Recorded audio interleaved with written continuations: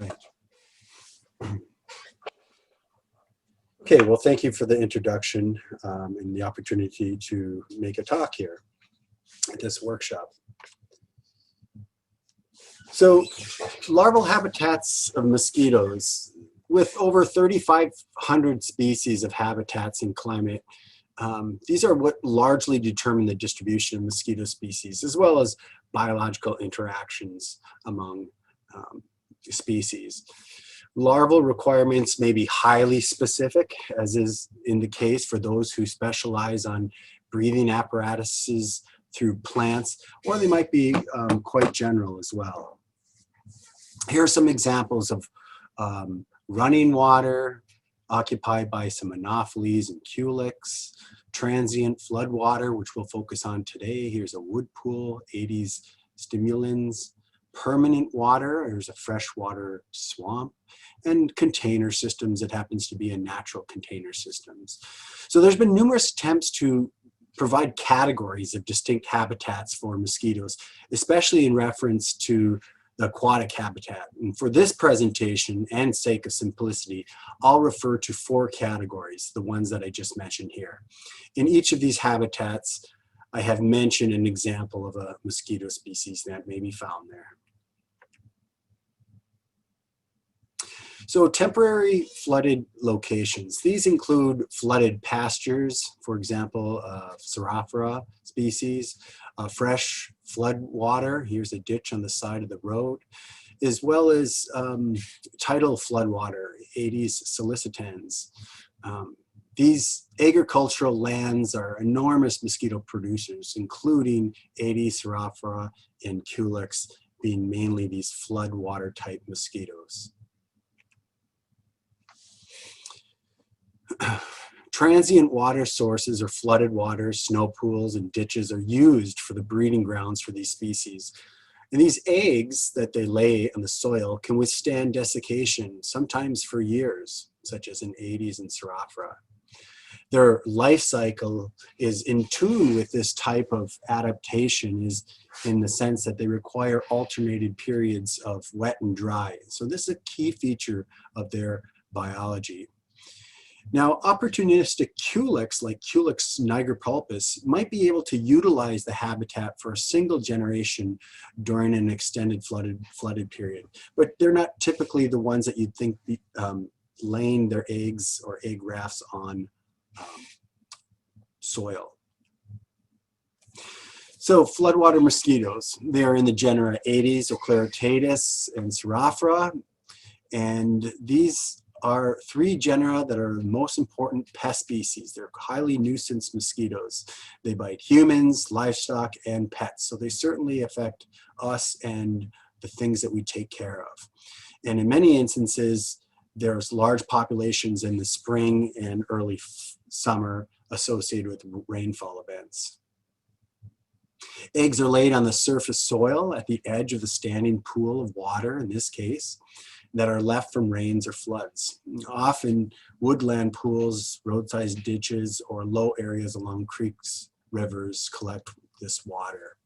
The eggs hatch when flooded by runoff or from heavy rains or flood water. So let's go into a few examples of them and talk a little bit about their biology and ecology. So Xerophora, Columbii, and ciliata, these are associated with sun-exposed ephemeral water, pooled water in agricultural lands and distributed in grassy landscapes. They're also found with other Aedes. There's huge abundances of Xerophora columbii following periods of high rain, and it is a common nuisance to livestock, rabbits, and humans. The peak abundance is usually early summer, June to July, depending on the availability of larval habitats. And you can see on the right side of the screen an example of each of the mosquito adults and their distribution shown in gray in the United States. Fairly large mosquitoes, and when you get bit by them, you usually know it. Okay, the dark rice field mosquito, Xerophora columbii. These eggs are deposited in humid soil by gravid females. And notice on these eggs that there's spine-like tubercles, and they allow it to adhere to the substrate. And this is an adaptation they have to laying in this type of moist environment. The larvae, and you can see a few pictures of them here, are white, sometimes brown, they're long. They have 4 clusters of CT located at the top of the head, and you can see that in the bottom left picture. Each of these CT have 4 branches. The anal papillae are long, translucent, and taper to a point, and that's in the far right lower picture.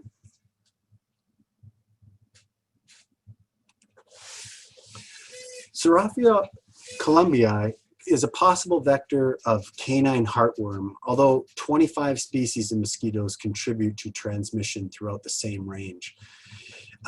It also may be a vector of epidemic strains of Venezuelan equine encephalitis virus. Now, Serraphia ciliata, there's really no evidence as a bridge vector for viruses, but it has been detected to be positive in nature for a number of different viruses shown here. So Serraphia ciliata are primarily mammalian blood feeders, so they will feed on our ruminants, including our livestock, armadillos, raccoons, and rabbits, and they readily feed on humans and can be annoying, especially in high abundances. Aedes tenyorhynchus and Aedes sollicitans, these are salt marsh mosquitoes. The black salt marsh mosquito on the left and the eastern salt mosquito on the right. They are associated with large emergences and they're very aggressive biters. They're not considered a primary vector of major disease concerns, but they may be involved in triple E, V, and dog heartworm. They are found along the Atlantic and California coasts, breeding in salt marshes as well as other parts of the tropical Americas. They occupy floodwater, hog wallows, rain pools, roadside puddles, and other temporary bodies of waters. These, like others, are laid in moist soil that are sheltered high enough above the water line to be affected only by sufficient flooding. And it's that aspect of the biology which is really important, and it shows that when you know some of the basic biology of the mosquito, you can exploit that biology to better control them. For example, using an integrated mosquito management approach, larviciding and source reduction, impounding and ditching. So when water levels are high, they're not going to lay their, or when they're standing water, they're not going to lay their eggs there. And this is a way of making impoundments and protecting certain areas, especially those that are located near residential areas. And in the picture here, you can see a person digging a drainage ditch for source reduction. Aedes vexans, they lay their eggs individually on moist soil above the water line in a variety of aquatic habitats. And after a short period of drying, the eggs must subsequently be flooded with water to hatch. Now, during periods of drought, eggs can remain dormant for years. So this is quite a special feature of this mosquito. It is multivoltine, so it is able to produce several generations each season. And typically, adults live 3 to 6 weeks, sometimes longer depending on the environment. It allows them to lay several broods of eggs, and it is considered to be primarily a biting nuisance mosquito. Culex nigerpulpus, the distribution in the United States is shown in the upper right-hand map here, shown in gray. Some larvae and a blood-fed adult here. These eggs are reported in most types of aquatic habitats, but best described as a floodwater culex. So it's a little bit different than some of these other ones. One of the most important disease vectors in Florida, and it is a disease vector of St. Louis encephalitis virus and West Nile virus. It has a subtropical distribution. It's found in the US, the Caribbean, Mexico, Central America, and parts of North South America. and the larvae develop in rich organic mixtures in shallow flooded ditches. Culex nigripulpus is involved in epidemic transmission of SLE and West Nile virus, and possibly it may have some involvement in Eastern equine encephalitis virus. So what's unusual about the biology and behavior of this species that makes it a vector? Well, it has, first of all, it's opportunistic in its choice of hosts, in part due to host abundance and feeding during crepuscular periods. So what makes it a primary vector is that it is attributable to this egg dumping behavior, which gets synchronized with some other attributes of its life. So females prefer to lay eggs in freshly flooded ditches along droughts during, and I should say, in long droughts during the summer limit these sites, okay? So if there's not many sites, they're gonna withhold their eggs. So what happens is that you have many mosquitoes, sometimes up to 90% of the population of the mosquitoes are holding gravid eggs. And then after a rainfall event where it breaks the drought and sites become available, it synchronizes oviposition, seeking hosts, and blood feeding in a cycle that is also synchronized with the rainfall. If the period of the drought is 10 to 14 days, then the other feature that makes it a primary vector is during that period of time, it approximates, depending on the temperature, the extrinsic incubation period of some of these viruses that it transmits. And so you have a mixture of the abiotic conditions combining with some of the innate behaviors of the mosquito and interacting with a pathogen that under some circumstances can create a perfect storm. And that is it for my talk. And I think I have some time if there's questions. Yeah, awesome. Thank you. Let me pull up the question thing here. We do have one for you.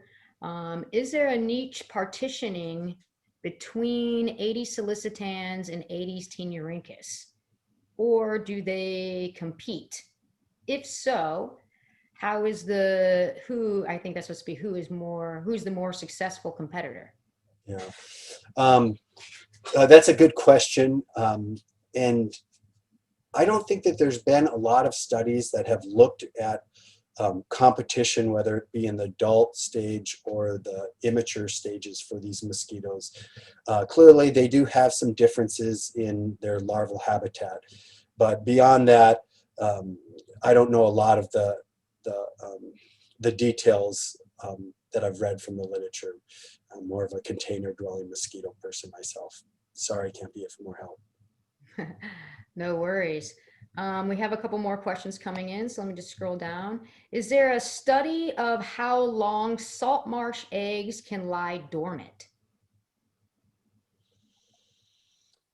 Yes, there have been studies, and they can lay dormant probably for longer than people would think, certainly days, weeks, and months. Okay. All right, we do have one more question. Can solicitans survive in fresh water? To some extent, they are able to tolerate some fresh water. Okay. Awesome. I think that is all of our questions. So thank you very much, Dr. Alto.